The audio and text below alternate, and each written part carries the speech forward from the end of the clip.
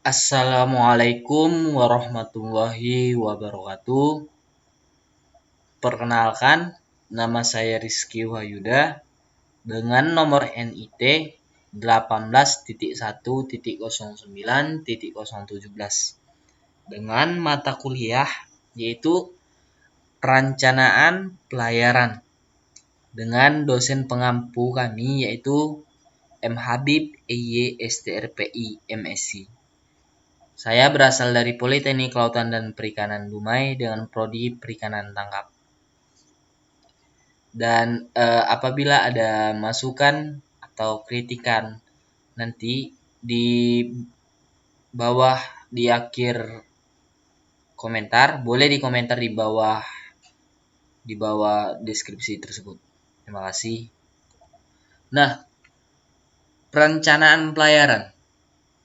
Apa sih perencanaan pelayaran itu? Perencanaan pelayaran itu merupakan suatu proses agar pelayaran dapat dilakukan dengan cara efisien, aman, dan sampai ke tempat yang diinginkan dengan tepat waktu. Itu merupakan perencanaan pelayaran. Jadi, perencanaan pelayaran itu ada 4 poin penting yang menurut saya wajib kita ketahui sebelum memenuhi perencanaan pelayaran. Nah, apa sih yang 4 hal yang poin penting itu? Nah, yang pertama, penilaian. Penilaian itu berupa data tentang kapal, berupa alat bantu navigasi apa saja yang dipakai pada kapal, dan bentuk komunikasi pada kapal, dan mesinnya berbentuk seperti apa, berapa PK, berapa kekuatan mesin, dan berapa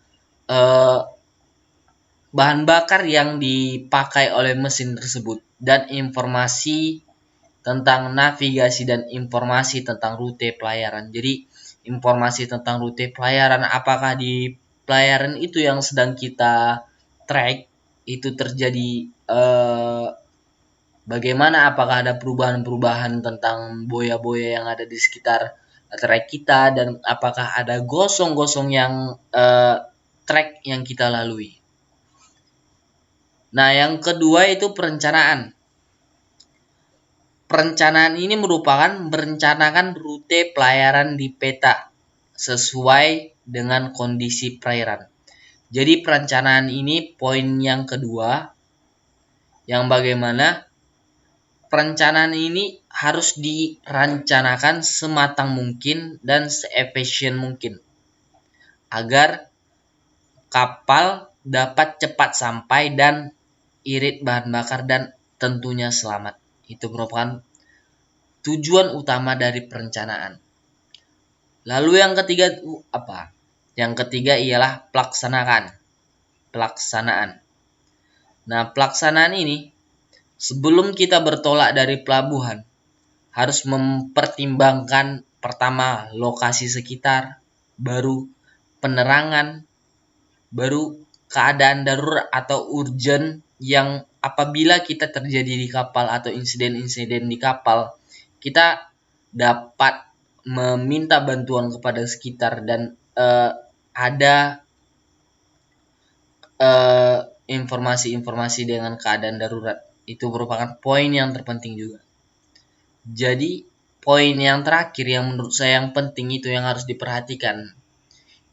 Yang terakhir ialah monitoring. Nah, monitoring ini apa sih? Monitoring ini pengecekan di setiap tahap oleh perwira jaga. Itu maksudnya dia ngecek lagi supaya nggak ada yang kurang pas dilakukannya track pelayaran. Ini yang sangat penting. Dan bila ada kendala, laporkan kepada nahkoda. Tanggung jawab pembuatan bagian perencanaan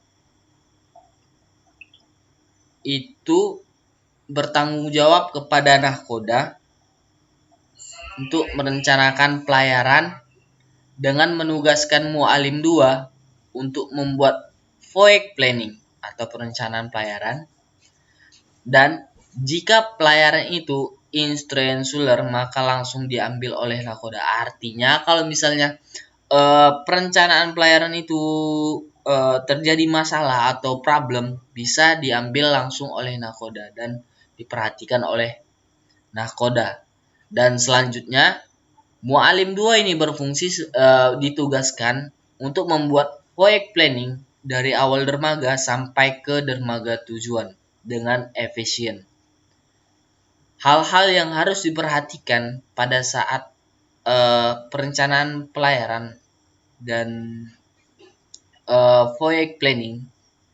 Pertama, teliti terhadap tanda-tanda navigasi yang ada di trek kita, misalnya tanda perubahan navigasinya, tanda boyanya dirubah atau aktif lagi boyanya atau enggak, atau trek itu terdapat insiden kecelakaan kapal.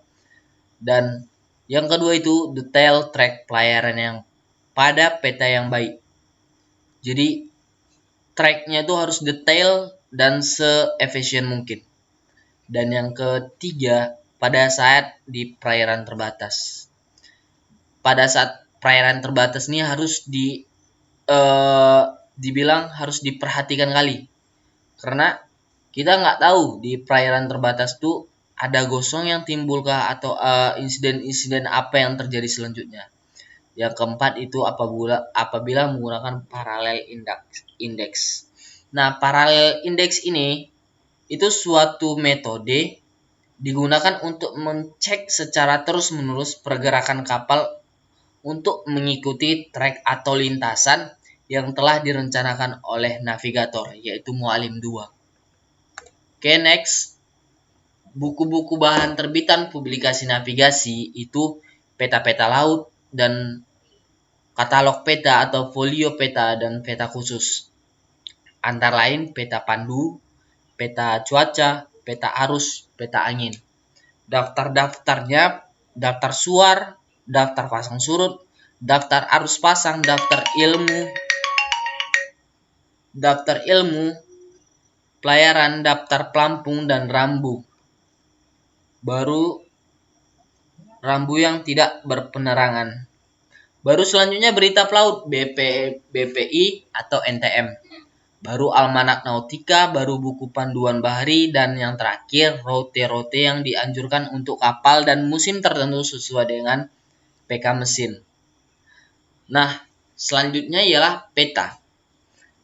Peta merupakan hasil pemindahan bentuk lengkungan bumi ke atas sebuah bidang datar. Peta laut. Peta laut dipakai untuk navigasi, terdapatnya perumahan, terdapatnya benda bantu navigasi, terdapatnya bahaya navigasi, dan untuk menentukan posisi haluan. Nah, peta ini lebih kepada keadaan daratan dan batas-batasnya secara geografis maupun politis. Map tidak dilengkapi dengan benda-benda bantu navigasi dan tidak perumahan-perumahan sehingga tidak dapat dipakai untuk navigasi. Hal-hal yang diperhatikan saat melihat peta, yang pertama, badan penerbit, yang kedua jenis proyeksi pada peta yang dipakai, baru koreksi kecil, petunjuk-petunjuk atau peringatan-peringatan yang diberikan pada codes, patokan-patokan bagi pelayar penting, muka surutan atau cat datum, bahaya-bahaya navigasi, dan satuan kedalaman. Untuk pemesanan peta itu berupa nomor peta, nama peta, skala peta, dan negara penerbitnya.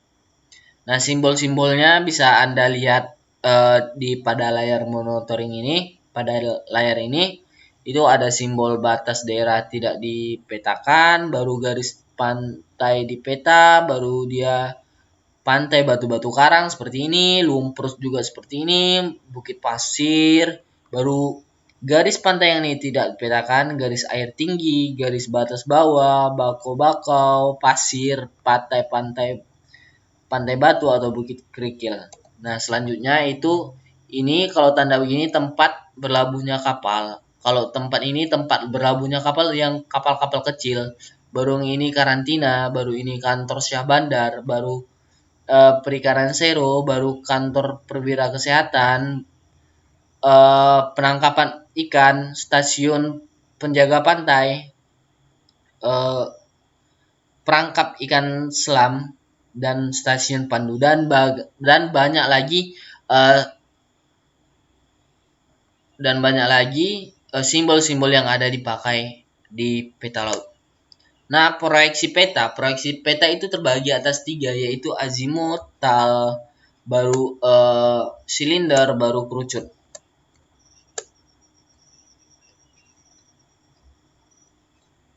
Itu untuk yang pertama, jenis-jenis proyeksi peta itu, apa sih proyeksi azimutal itu?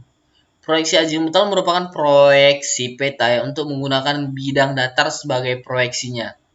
Jadi itu yang bisa Anda lihat pada gambar ini. Ini merupakan peta azimutal, proyeksi peta azimutal. Normalnya bidang proyeksinya bersinggungan dengan kutub. Transversalnya bidang proyeksinya tegak lurus dengan ekuator, dan miringnya bidang proyeksinya menyinggung salah satu tempat antara kutub dan ekuator. Proyeksi silinder yaitu menyinggung daerah permukaan bumi untuk menggambarkan wilayah luas dan wilayah khatulistiwa. Kelebihan peta silinder mampu mengembangkan daerah yang luas, dapat menggambarkan daerah khatulistiwa dan daerah kutub yang berupa titik gambaran seperti garis lurus yang bisa Anda lihat pada gambar berikut ini. Baru proyeksi yang terakhir, yaitu proyeksi kerucut, yang menggunakan bidang proyeksi berbentuk kerucut yang menyinggung bola bumi. Jadi seperti peta biasa yang pada umumnya itu merupakan proyeksi kerucut. Mungkin itu saja yang bisa saya sampaikan. Apabila ada kurang, yang teman-teman bisa komen di bawah kolom komentar. Sekian yang bisa saya sampaikan. Assalamualaikum warahmatullahi wabarakatuh. Salam Nautika.